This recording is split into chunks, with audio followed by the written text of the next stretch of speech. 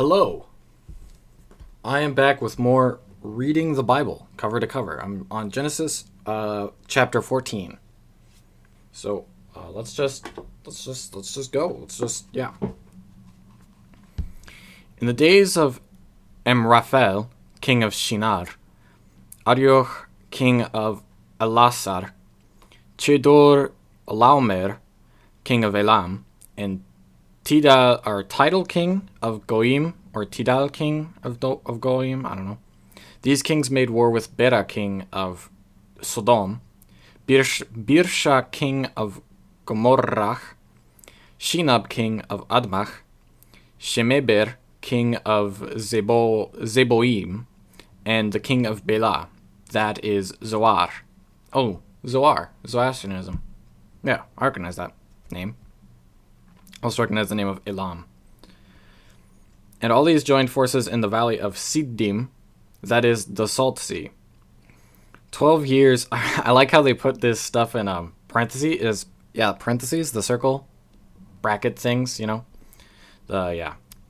like how they put this stuff in parentheses. It makes it look like it was added by English translators or something. I bet it was in the original, but I just think it's very funny. 12 years they had served Chedor Laomer, but in the 13th year they rebelled. In the 14th year, blah blah blah, defeated the Rephaim in Ashtaroth Karnaim, the Zuzim in Ham, the Emim in Shavech, Kiriataim, and the Horites, or Horites, but the S, of course, that's added. That's an English thing, so it'd be Horite, but I don't know how they make plurals in Hebrew or ancient Hebrew. So, and their hill county of Seir, as far as El Paran, on the border of the wilderness. There's nothing to say here about, I don't know the history of the Middle East, so I can't say anything about that. And there's no scientific assertions here for me to debunk. So I'm just kind of reading, which is fine. Last time I spent like half an hour, actually just baffled by something in the book that I didn't even know was in the book. I knew it was in the book, but I was genuinely baffled by how unapologetic it was. I think it was about ages, people living for 200 years, and I was like, wow, I can't even with this. I can't even just suspend my disbelief, if I take this as a novel, right, like a fiction novel, like you would any other fiction novel, right, because I don't believe it's real anyway, right, if I did that for this book, if I wasn't reviewing it from a atheistic point of view, if I was just reading it as a novel, I basically am, that I wouldn't be able to suspend my disbelief at that part. I wouldn't be able to, I would have to be like, okay, well, this book kind of went off the rails. That's how bad it is. I know it's a mistranslation thing. I know it's because they counted years differently.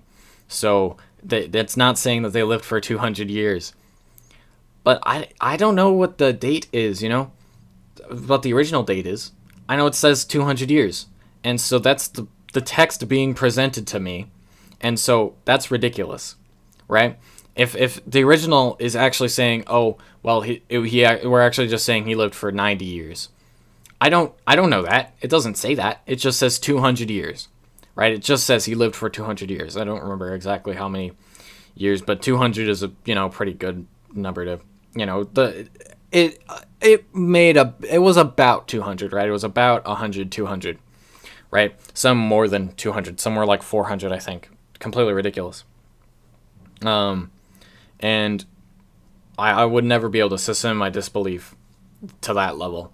Reading a novel for the goal of fiction, right? These people aren't presented as being special people. They're not wizards or anything. They're just people. And they're living to 500 years. They're living 900 years. I think a guy literally lived to be 900, according to this book, and that's completely ridiculous. I would never be able to suspend my disbelief to that level, even if I was trying to enjoy it as a fictional book. I can't do that. You know, I can suspend my disbelief, but that's too far, right? That's too much. So that took like a good like quarter of the last video was like, because that's too much. That's too much. And people take this book as being literally true, which I find that completely ridiculous. I can't even suspend my disbelief to enjoy it as a fictional novel, let alone if I tried to believe this to be factual realities, right? I actually just don't understand. Before, I thought I understood, right? I was like, well, I can understand, if you're raised, blah, blah, blah. Now that I'm actually reading the book, I genuinely don't understand. Like, I don't get it. Yeah. So, but this, I have nothing to say about this part, about the wars and stuff, because I don't know the history of the Middle East. I know some of the history of the Middle East, but mostly, like, Sumer times. I don't know anything about after them, right? I mean, I know some after them, but, I don't know enough to make comments about it. Where was I? Then they turned back and came to Ein Mishpat, that is Kadesh, and defeated all the country of the Amalekites. Amalekites. I would try to pronounce that as it's originally pronounced, but I can't. They added an ites at the end, ite, and then there's an s at the end. Right, that's completely an English suffix. I mean, it's not natively an English suffix, but it is a suffix that's in English, and it wasn't in the original Hebrew or the original Aramaic. They had probably an equivalent suffix, but it wasn't ite, so I can't pronounce it the way that it was supposed to be pronounced. Like I have been with the rest of the names, like Kadesh and stuff like that. And also the Amorites who were dwelling in Hazazon Tamar. Then the king of Sodom, the king of Gomorrah, the king of Admach, and the king of Zeboim. I know I'm probably mispronouncing the Hebrew, but it's fine. It's my best attempt at it, and as a conlanger and a amateur linguist, it really, I don't know. Like, I feel like, yeah. Like, if I pronounce these like they were English, then I would feel weird. I would feel wrong doing that, so I have to do something to pronounce it, more authentically, even if I'm completely butchering it, because my brain is weird. And the king of Bela, that is Zoar, went out and they joined battle in the valley of Siddim with Chedor Laomer, long ass name, king of Elam, title king of Goim, Amraphel, or Amraphel, king of Shinar, and Arioch, king of Elasar, 4 kings against 5. Now the valley of Siddim was full of bitumen pits, and the kings of Sodom and Gomorrah fled. Some fell into them, and the rest fled to the hill country. So the enemy took all the possessions of Sodom, and blah, blah, blah, blah, blah, blah, blah, blah. They took Lot, the son of Abram's brother, who was dwelling in blah, blah, blah, blah, blah, blah, blah, blah. Then one escaped and told Abram, or Abram. Usually his name's Abraham. I don't know why they wrote Abram here. Then they told Abraham, the Hebrew, who was living by the oaks of the Mamre, the Amorite, brother of Ishkol and of Aner. These were allies of Abraham. When Abraham heard that his kinsmen had been taken captive, he led forth his trained men, born in his house, 318 of them, far as Dan, and he divided his forces against the night. He and his servants, and defeated them and pursued them to Hobach, north of Damascus. Then he brought back all the possessions and also brought back his kinsman Lot. After his return from the defeat of blah blah blah and the kings who were with him, the king of Sodom went valley of Shaveh, That is the King's Valley. Okay. And Melchizedek, king of Salem, brought out bread and wine. He was priest of God Most High. And he blessed him and said, blessed by Abraham by God Most High, possessor of heaven and earth, and blessed by God Most High, who has delivered your enemies into your hand. And Abraham gave him a tenth of everything. Give me the persons, but take the goods for yourself. I have lifted my hand to the Lord, God Most High, possessor of heaven and earth, that I would not take a thread or a sandal strap or anything that is yours, lest you should say, I have made Abraham rich. Take nothing but what the young men have eaten. After these things, the word of the Lord came to Abraham in a vision. Fear not, Abraham, I am your shield. Your reward shall be very great. But Abraham said, O Lord God, what will you give me, for I continue childless, and the heir of the house? And Abraham said, behold, you have given me no offspring, and a member of your household will be my heir. The word of the Lord came to him, this man shall not be your heir, your very own son shall be your heir. Look toward heaven and number the stars. If you are able to number them, so shall your offspring be. And he believed. This is the part where Abraham tries to sacrifice his son, so that he will have an infinite, well, not an infinite, but if you can number them, right, an innumerable amount of children, which is obviously ridiculous. If you sacrifice your child and then have your only child, and then have an innumerable amount of descendants. Also, it's kind of psychopathic to listen to a voice in your head telling you to kill a child, your only child, for something as ridiculous as, if I kill my only son, then I will have offspring that is innumerable. That doesn't track, right? And he's listening to a voice in his head, There's a non-stamp collector video on it. It's a completely ridiculous part of the book. If you were to follow this advice in real life, if you were to follow this advice, then, if you were having like a schizophrenic hallucination where someone was like, you should kill your mom, and then you will have an infinite amount of children in the long, long future, and you kill your mom, then you killed your mom because you were crazy. But because it's in this book, everyone's like, oh, well, it was God talking to him. He's telling him to kill his son, right? So it's just kind of a double standard, isn't it? Right?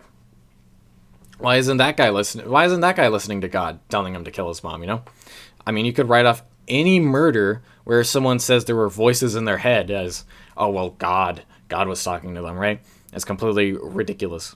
And it's a part of the book that really cements that if there is a God, who is the God described in the Bible, that he's not all good.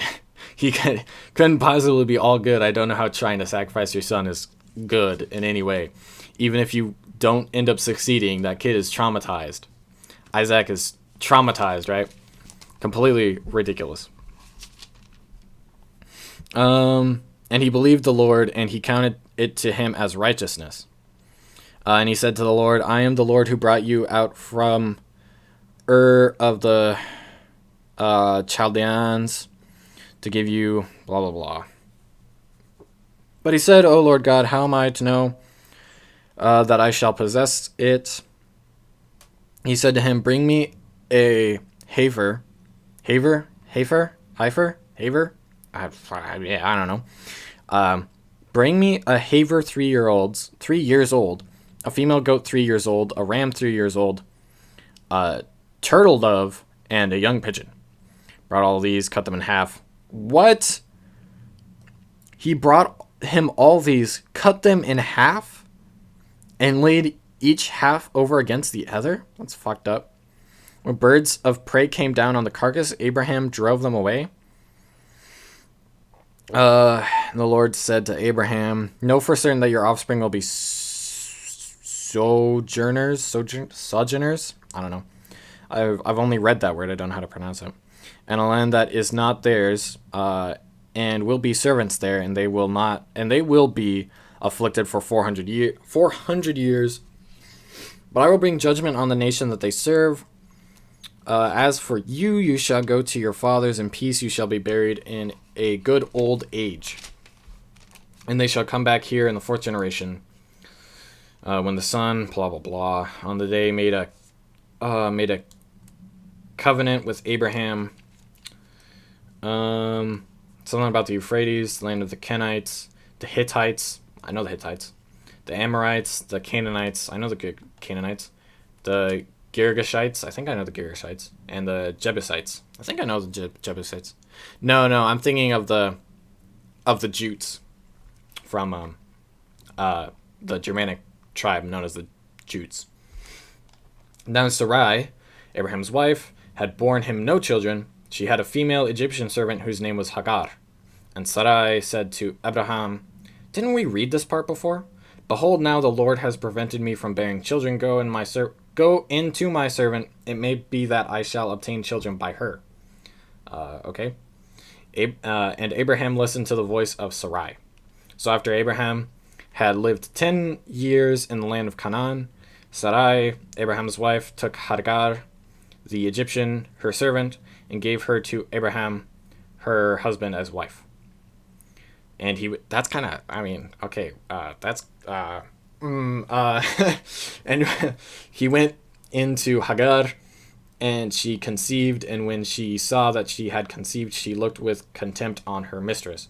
And Sarai said to Abraham, "May the wrong done to me be on you. I gave my servant to your embrace, and when she saw that she had conceived, she looked on me with contempt. May the Lord judge between you and me." Damn. But Abraham said to Sarai, "Behold, your servant is in your power. Do to her as you please." Then Sarai dealt harshly with her, and she fled from her. The angel of the Lord found her by a spring of water in the wilderness, the spring on the way to Shur. He said, "Hagar, servant of Sarai, where have you come from, and where are you going?" Where does she come from? Where does she go? Is that how that song goes? She said, sorry, it's like 11. I'm losing my mind, okay? She said, "I am fleeing from my mistress Sarai." The angel of the Lord said to her, "Return to your mistress and submit to her." This is fucked up. The angel of the Lord also said to her, I will surely multiply your offspring so that they cannot be numbered for multitude." And the angel of the Lord said to her, "Behold, you are pregnant and shall bear a son. You shall call his name Ishmael, because the Lord has listened to your affliction." Ishmael. Something God. I don't know what that means. He shall be a wild donkey of a man, his hand against everyone, and everyone's hand against him, and he shall dwell over against all his kinmen. So she called the name of the Lord, who spoke to her, "You are a God of seeing," for she said, "Truly, here I have seen him who looks after me." Therefore the well was called Ber Lahairoi. It lies between Kadesh and Bered. And Hagar bore Abraham a son, and Abraham called the name of his son, whom Hagar bore, Ishmael. Abraham was 86 when Hagar bore Ishmael to Abraham. Damn. Yeah, that story is kind of fucked up. When Abraham was 99, I like the number 9. Cool. The Lord appeared to Abraham. "I am God Almighty. Walk before me and be blameless, that I may make my covenant between me and you, and may multiply you greatly. Behold, my covenant is with you, and you shall be the father of a multitude of nations. No longer shall your name be called Abraham, but your name shall be Abraham." Oh, no longer shall your name be Abram, but your name shall be Abraham. Okay. That makes sense. "For I have made you the father of a multitude of nations." I don't know what the difference between Abram and Abraham is. I don't know what, the linguistics behind that. I don't know the words, but I assume I assume the root is Abra, and then there's some ham or ha suffix, and then is like some noun thing. I don't know. Doesn't matter. "I'll make you exceedingly fruitful, and I will establish my covenant between me and you and your offspring, and I will give to you and to your offspring after the land of your sojourners, all the land of Canaan." And God said to Abraham, As for you, you shall keep my covenant. This is my covenant which you shall keep. You shall be circumcised in the flesh of your foreskins. He who is 8 days old among you shall be circumcised. Both he who is born in your house and he who is bought with your money. Okay, that's kind of an endorsement of slavery. Both he who is born in your house and he who is bought with your money shall surely be circumcised. Any uncircumcised male who is not circumcised in the flesh of his foreskin shall be cut off from his people.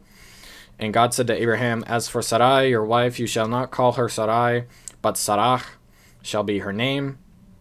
I will bless her, and moreover I will give you a son by her. I will bless her, and she shall become nations. Kings of peoples shall come from her. Then Abraham fell on his face and laughed and said to himself, Shall a child be born to a man who is 100 years old? Shall Sarah, who is 90 years old, bear a child? And Abraham said to God, Oh, that Ishmael might live before you.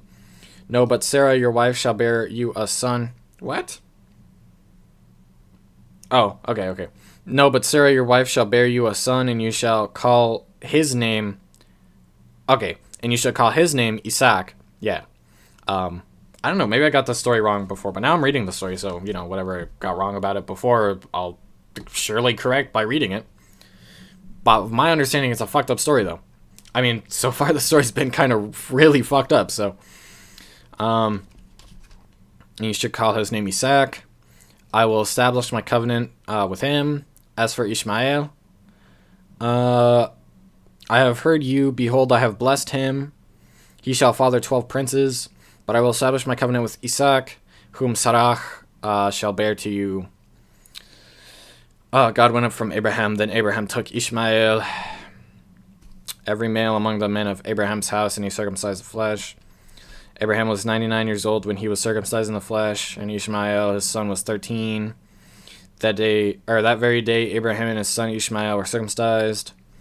Okay, chapter 18. And the Lord appeared to him by the oaks of Mamre, as he sat at the door of his tent. Heat of the day, he lifted up his eyes and looked, and behold, 3 men were standing in front of him. When he saw them, he ran from his tent door to meet them and bowed himself to the earth. O Lord, I have found favor in your sight. Do not pass by your servant. Okay. Let a little water... Yeah, I wanted to make sure... I didn't know if I read that right, but... Let a little water be brought, and wash your feet and rest yourselves. A morsel of bread, that you may refresh yourself. And after that you may pass on, since you have come to your servant. So they said, Do as you have said. I went quickly into the tent and tent to Sarah and said, Quick, 3 seahs of fine flour. Knead it and make cakes. Took calf, tender and good.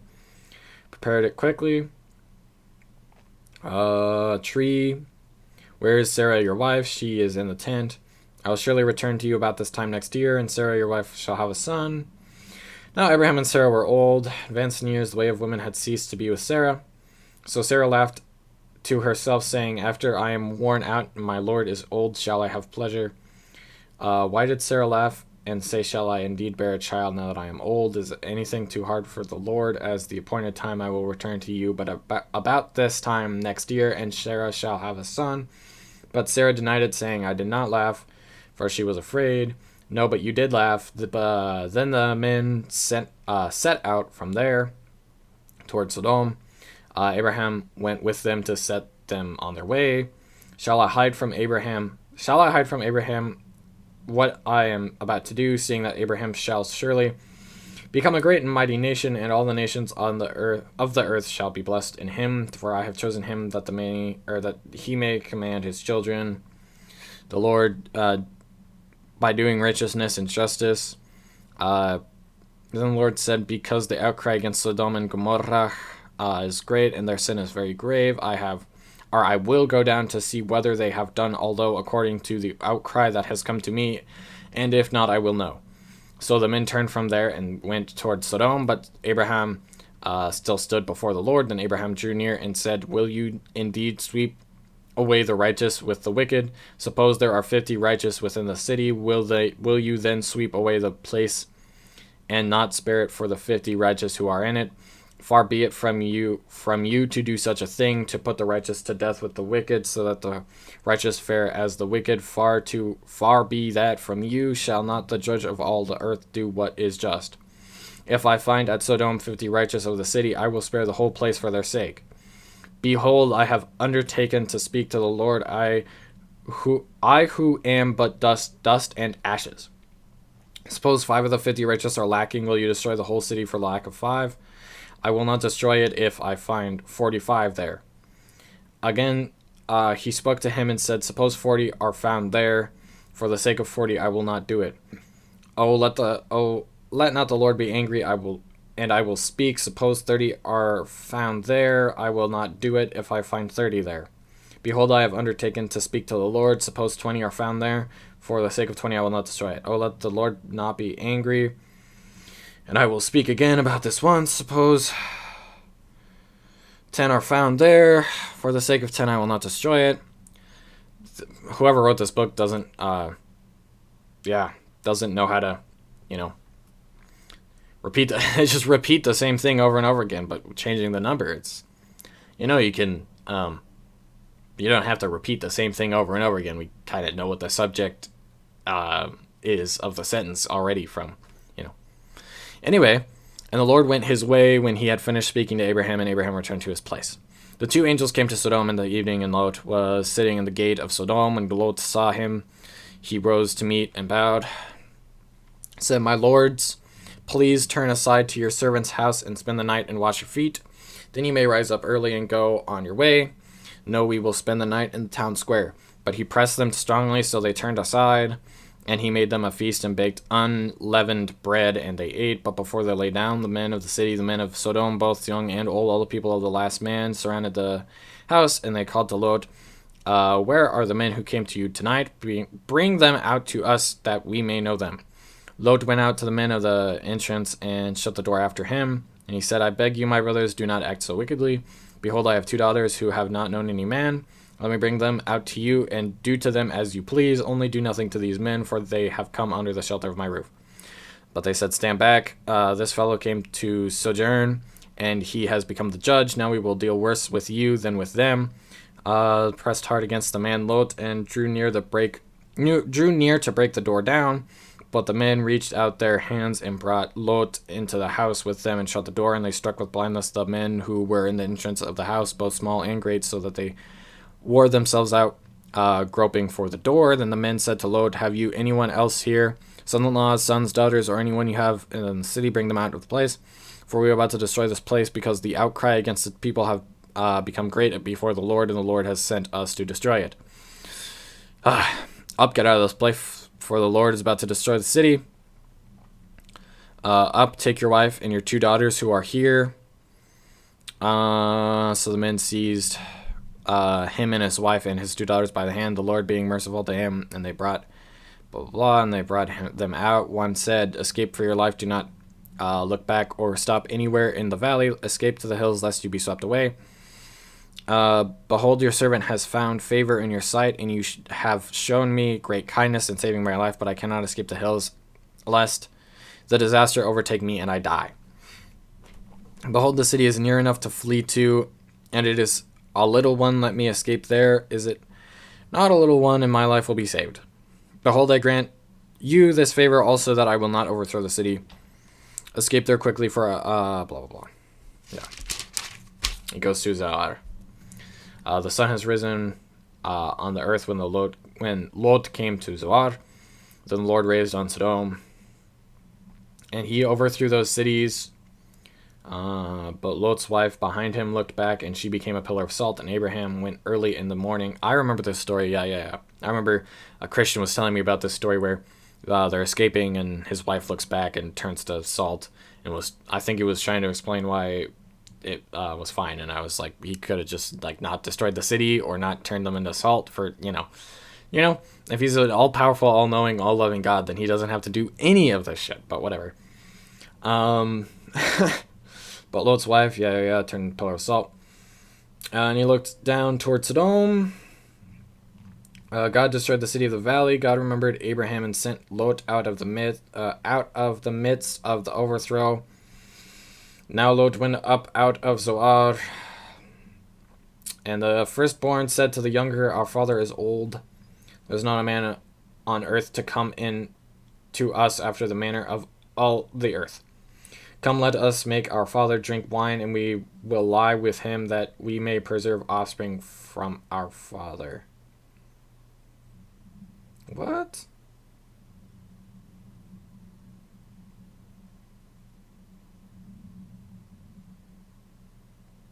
So they made their father drink wine that night, and the firstborn went in and lay with her father.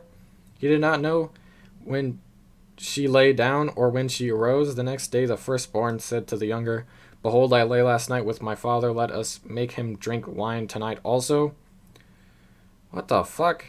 So they made their father drink wine that night also, and the younger arose and lay with him, and he did not know when she lay down or when she arose. Thus both the daughters of Lot became pregnant by... What the fuck?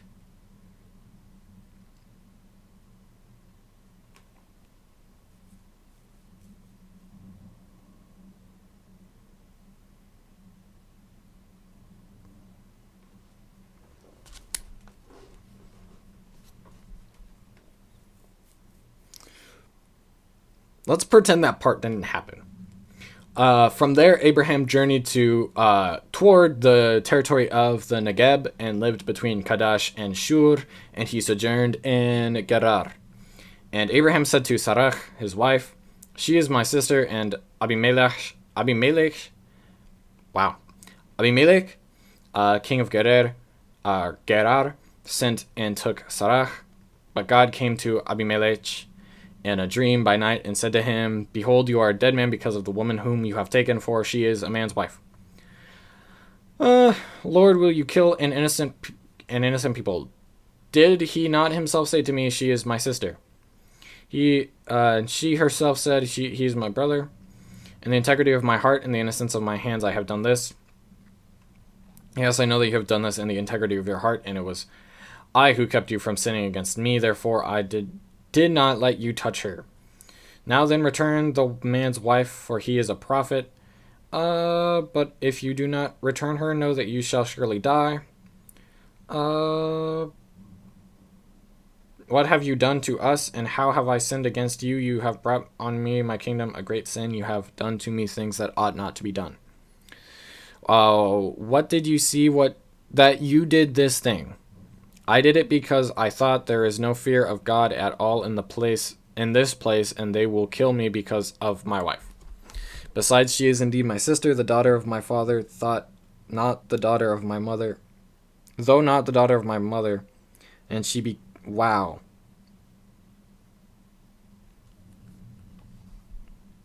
So this is just like the incest part of the book.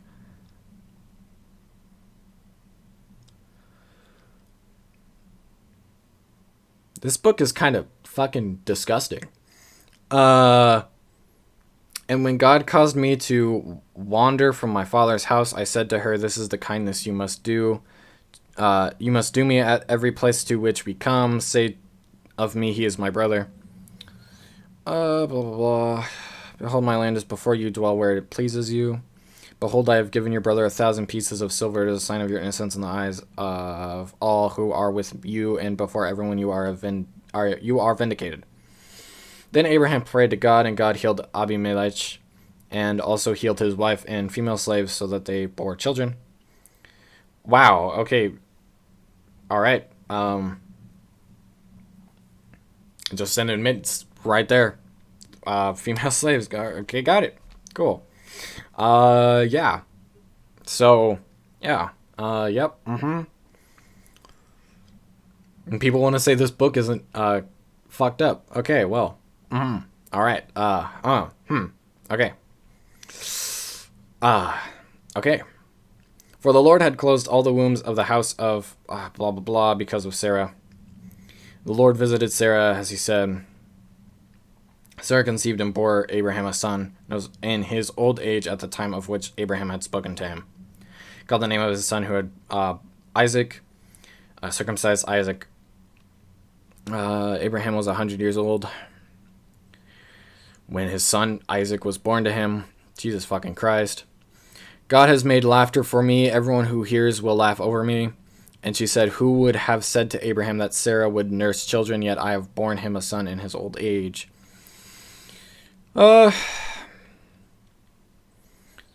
Cast out this slave woman with her son, for the son of this slave woman shall not be heir with my son Isaac.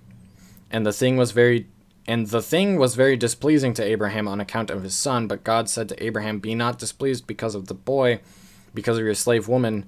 Whatever Sarah says to you, do as she tells you, for though Isaac shall your offspring be named. And I will make a nation of the son of the slave woman also, because he is your offspring. Jesus fucking Christ. This book is fucked up. So Abraham rose early in the morning and took bread and a skin of water and gave it to Hagar. Blah, blah, blah. When the water in the skin was gone, she put the child under one of the bushes. Then she went and sat down opposite him a good way off, about the distance of a bow shot, for she said, let me not look on death of the child. What? Damn. Okay. There wasn't really any setup for this. She just kind of wants to kill her kid. As she sat opposite him, she lifted up her voice and wept. And God heard the voice of the boy, and the angel of God called to Hagar from heaven and said to her, what troubles you, Hagar? Fear not, for God has heard the voice of the boy where he is. Up, lift up the boy, and hold him fast with your hand, for I will make him into a great nation. Then God opened her eyes, and she saw a well of water, and she went and filled the skin with water and gave the boy a drink. And God was with the boy, and he grew up. He lived in the wilderness and became an expert with the bow. He lived in the wilderness of Paran, and his mother took a wife for him from the land of Egypt. At the time, Abimelech and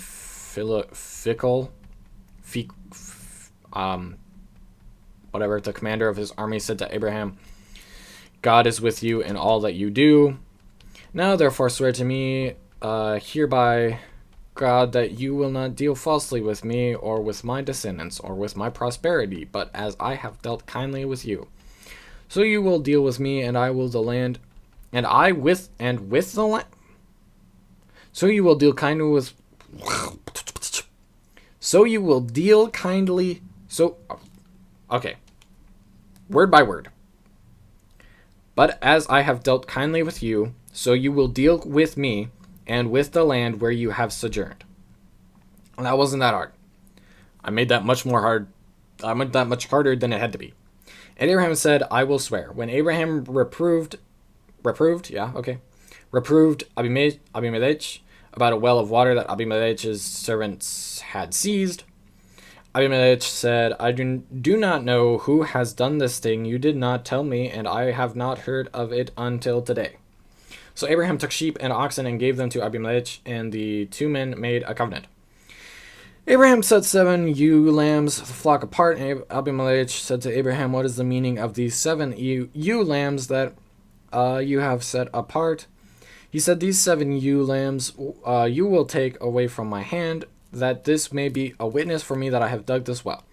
Therefore this place was called Beersheba, because they're both of them swore an oath. I don't know how that has any significance, because I don't speak Hebrew.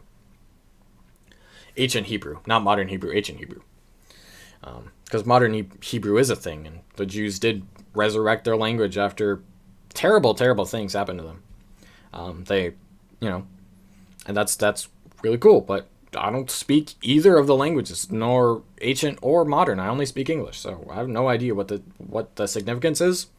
But you know what? Okay, sure. So they made a covenant at Beersheba that Abimelech and Pekor, the commander of his army, rose up and returned to the land of the Philistines. The Philistines. I know what the Philistines are. They're the Phoenicians. Yeah. Cool. Okay. So now we're talking about people that I like, groups of people I didn't actually know about. That's kind of cool. Abraham planted tamarisk tree. Yeah, I mean, I would never say that the Bible has no historical accuracy. I just don't,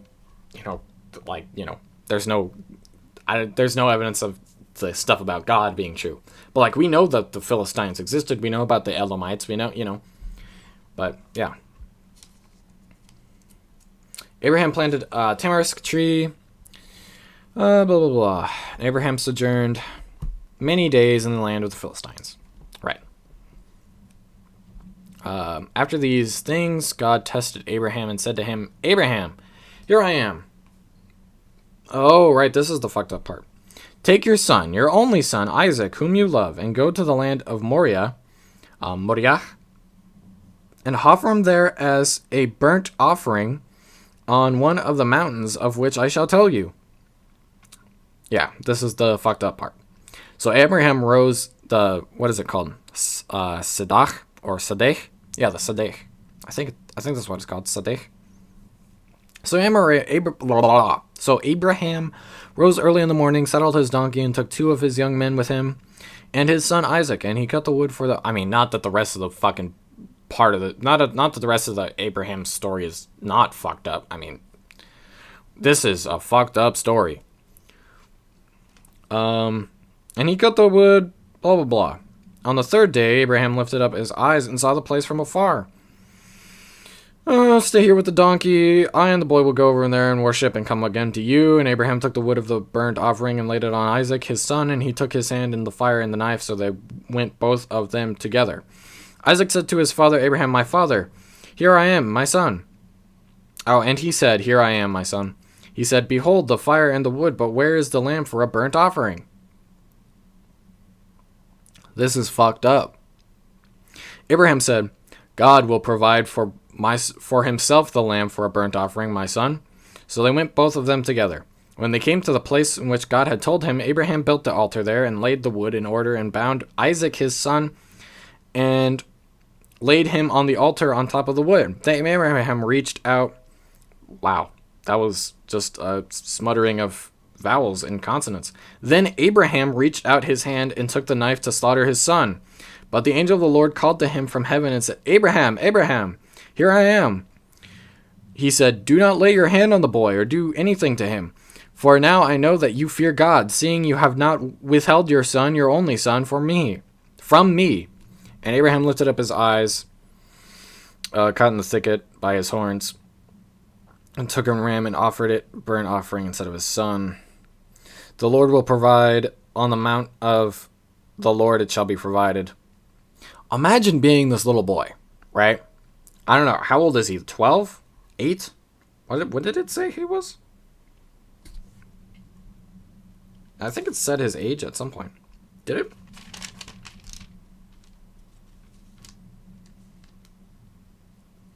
I don't know. He's young. He's not an adult, right?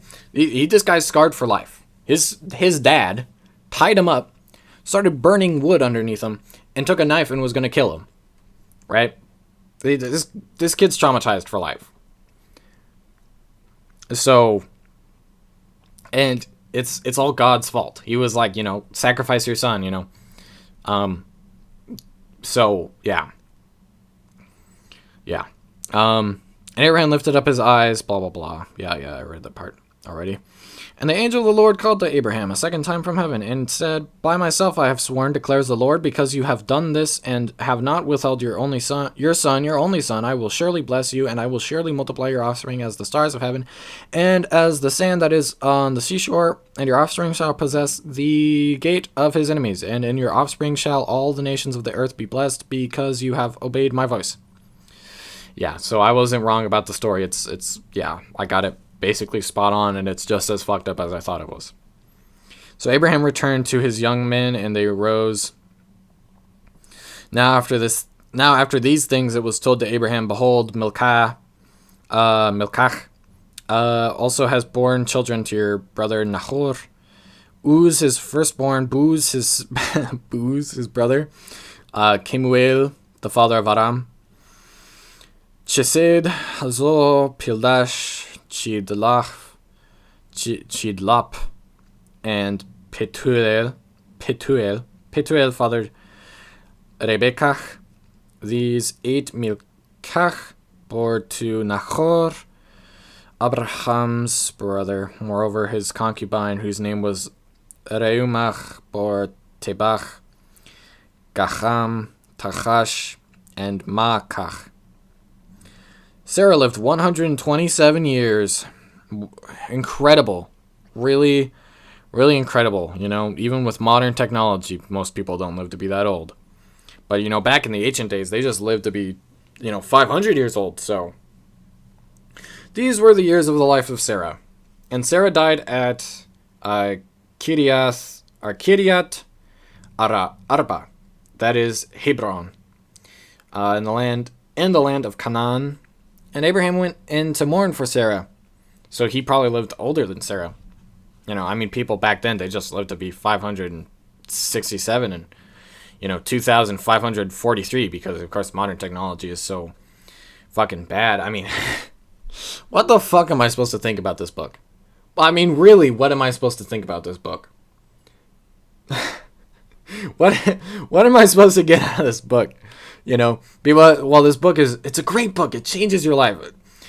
It's talking about incest on page, 12, 20, whatever, 18, I don't know. Talking about incest and child murder and, people living to be 500 years old and shit like this. Where is the disconnect here? Are we in the same reality? Do we live in the same world, place? Do you live on Mars? Actually, do you live on Mars though, and you come to visit Earth? If you live on Mars and come to visit Earth occasionally, that's cool. That's cool with me. I don't have anything against Martians. It's just I need to know that because clearly we don't live on the same planet. We don't operate on the same rules because people don't live to be 500 years old. That's half a century.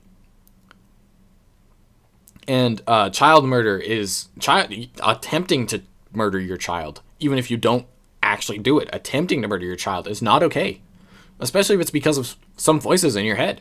So yeah, it was actually just a dream that he had. They were admitting that it was voices in his head. They weren't even trying to hide behind it. It's voices in his head telling him to kill his son. It's ridiculous. Oh, man. And Abraham rose up before his dead. And Abraham rose up from before his dead and said to the Hittites, I am a sojourner.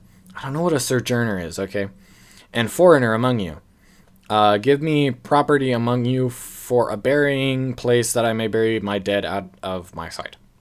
A sojourner must be someone who walks around a lot, moves around a lot. Maybe like a nomad. The Hittites answered Abraham, Hear us, my lord, you are a prince of God among us. Bury your dead in the choicest of our tombs. None of us will withhold from you his tomb to hinder you from burying your dead. I'm illiterate. Abraham rose and bowed to the Hittites and the people of the land. The Hittites were a Proto-Indo-European group, fun fact. They actually split off before a lot of major Indo-European changes, so you can see that they retained a lot of back consonants, the pharyngeal fricatives that were theorized before the discovery of Hittite, but then we discovered Hittite and we knew about it, but we hadn't translated it or transcribed it or anything. We didn't know what it was saying. And we finally were able to see that, and we were able to see that it actually had those pharyngeal consonants where we expected them. Sorry, I'm rambling about linguistics. Back to the book. Hear us, my lord. Whatever. Abraham rose. I read all that.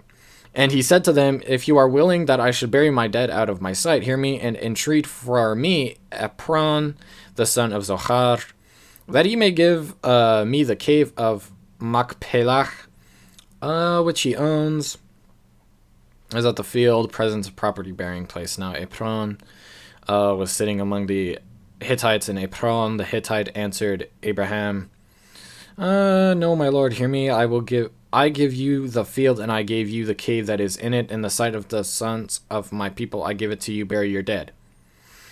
And he said to Epron, in the hearing of the people of the land, But if you will hear me, I give the price of the field, accept it from me, that I may bury my dead there. My lord, listen to me. A piece of the land worth 400 shekels of silver. What is that between you and me bury your dead. Abraham listened to Apron, and Abraham weighed out for Apron the silver that he had named for the Hittites, merchants, whatever. So the field of Apron, cave, whatever. So to Abraham as a possession in the presence of the Hittites. After this, Abraham buried Sarah, his wife, in the cave of the field of Machpelah, east of Mamre. That is Hebron. Okay, so every time they mention Mamre, they always say that is, comma, Hebron. I get it. Okay, you could, if it's really such a big deal, you can write Hebron instead of Mamre. Anyway, Mamre, east of Mamre in the land of Canaan. The field and the cave that, blah, blah, blah, Abraham, blah, blah, blah, whatever. Now Abraham was old, well advanced in years, and the Lord had blessed Abraham in all things. And Abraham said to his servant, the oldest of his household, who had charge of all that he had, put your hand under my thigh. What the fuck? That I may make you swear by the Lord, the God of heaven and God of the earth, that you will not take a wife for my son from the daughters of the Canaanites, among whom I dwell, but I will go to my country and my kindred and take a wife for my son Isaac. The servant said to him, perhaps the woman may not be willing to follow me to this land. Must I then take your son back to the land from which you came? Abraham said to him, see to it that you do not take my son back there.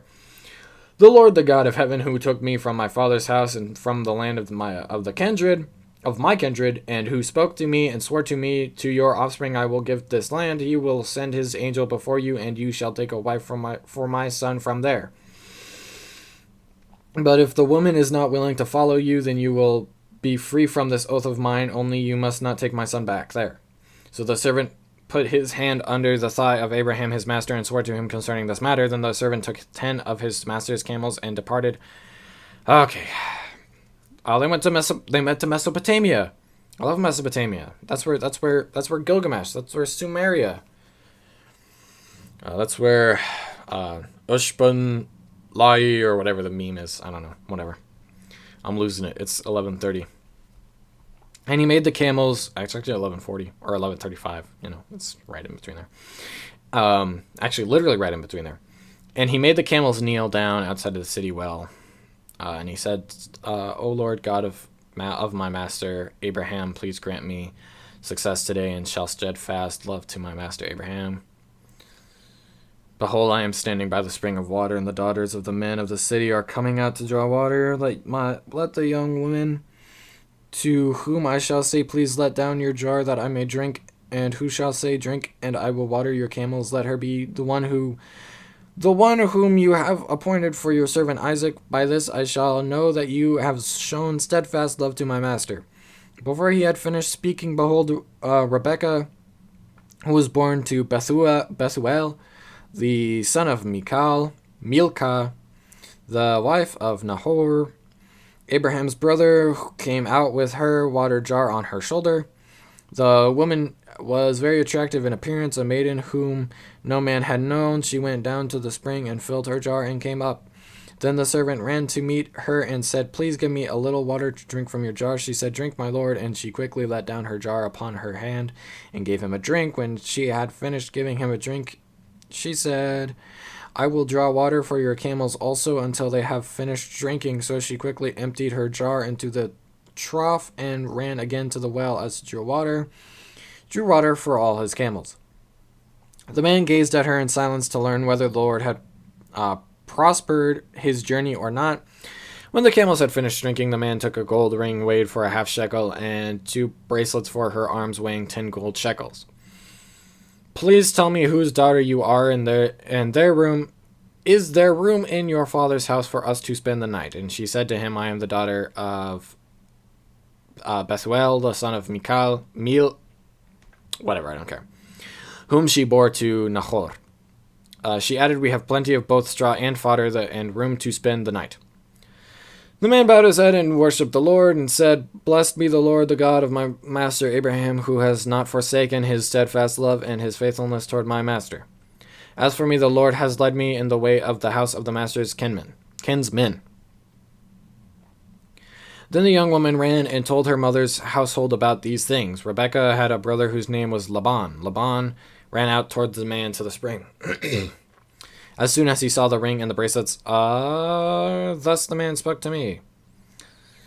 Come in, O blessed of the Lord. Why do you stand outside? For I have prepared the house and a place for the camels. So the man came to the house and unharnessed the camels and gave straw and fodder to the camels, and there was water to wash his feet and the feet of the men who were with him. Then food was set before him to eat, but he said, I will not eat until I have said what I have to say. He said, Speak on.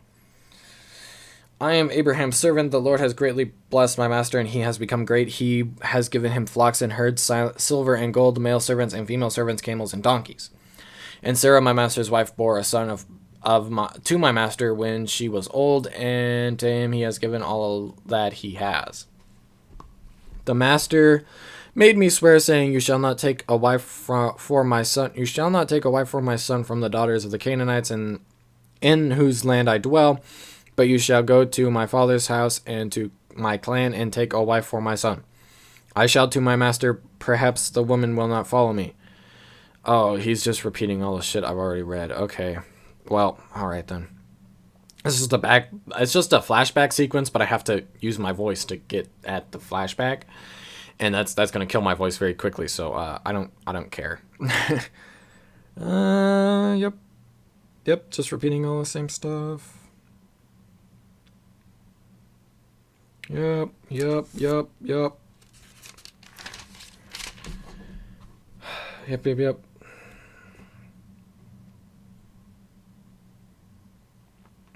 Okay, then Laban and Bethuel answered and said, The thing has come from the Lord. We cannot speak to you bad or good. Behold, Rebekah is before you. Take her and go, and let her be the wife of your master's son, as the Lord has spoken. Then Abraham's servant heard their words. He bowed himself to the earth before the Lord. Now the servant brought out jewelry.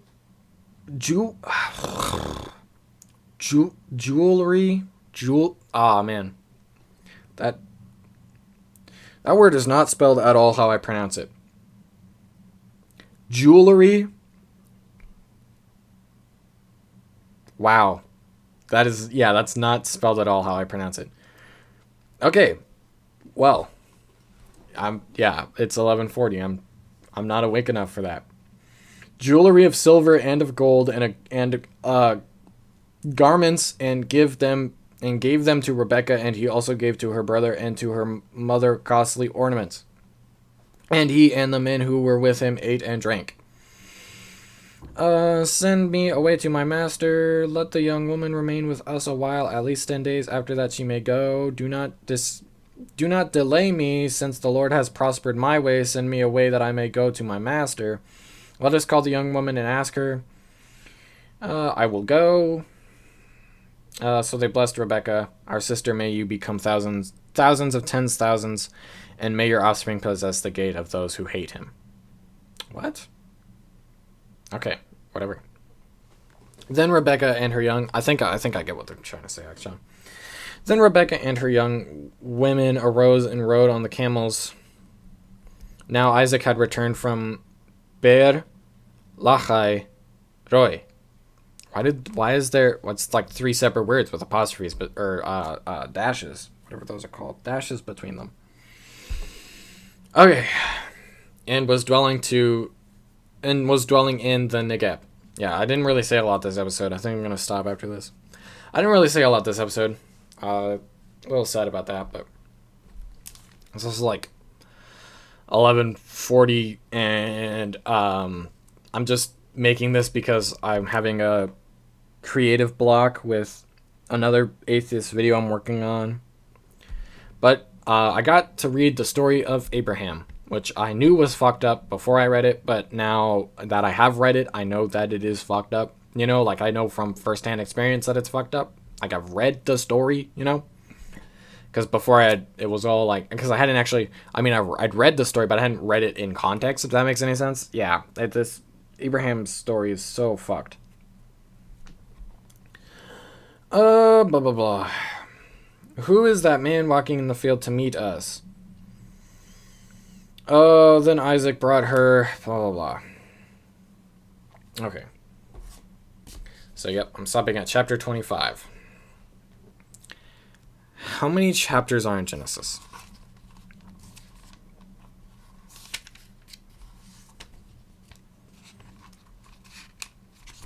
This is gonna take forever.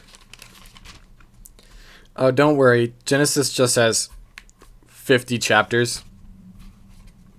We're only halfway through and roughly 3 hours in. Well, yep. So, concluding thoughts on that. That was fucked up. That was fucked up. There were several things wrong with that. Just to name a few, that kid is traumatized, like, for the rest of his life. Like, for the rest of his life. Forever and ever. That kid is... He's gonna have some fucking mental problems. He's not okay. Okay, so that's... First of all, right? That kid not recovering from that, ever. You know, that kid is going to be like 100 years old because the book really likes making people 100 years old. That kid's going to be 100 years old and he's going to still be sitting down going, oh man, remember when my dad tried to fucking kill me? He's going to have trust issues. Yeah, that kid's fucked. The incest, that was really messed up. I don't know if rape is the right word, but I mean, what the fuck is she gonna say, right? Well, I'm gonna have sex with you because of God said so. What is she gonna say? What is she gonna say to that, right? You know, she's a slave. She doesn't have any. She can't say anything about you that she can't give her consent, right? She can't give her consent because she can't say no, right? The ability to say yes comes from the ability to say no, and she can't say no. So, it's basically rape. And then he told his wife that if she wants to, like, beat her, you know, that she can? What? That's fucked up. That whole story is super fucked up. If you can explain to me in the comments how that's not absolutely fucking monstrous, how that is not a terrible, terrible story about awful people being awful. Yeah, that's... I don't understand. Anyway, join my Patreon or something, or at least hit subscribe. I don't know. Oh, man. I'm too tired to say that politely, I guess. I don't know. Sorry. If you liked the video, leave a like. If you liked the video, consider subscribing. And if you liked this video and other videos I've made, and you have money to spare, then please consider joining my Patreon. And also consider, definitely just consider joining the Discord. Yeah. None of it is required, as I had, you know, join the Patreon. I'm just tired. I'm not like physically tired. I could stay up for many, many more hours. I'm mentally tired. I didn't have a long day, I guess, but I don't know. Yeah, it was kind of a long day. I was trying to work on stuff and it just wasn't working. So yeah, that's fucked up. That was fucked up. Okay. Yep. Yep. Yep. Yeah. What am I doing? Okay.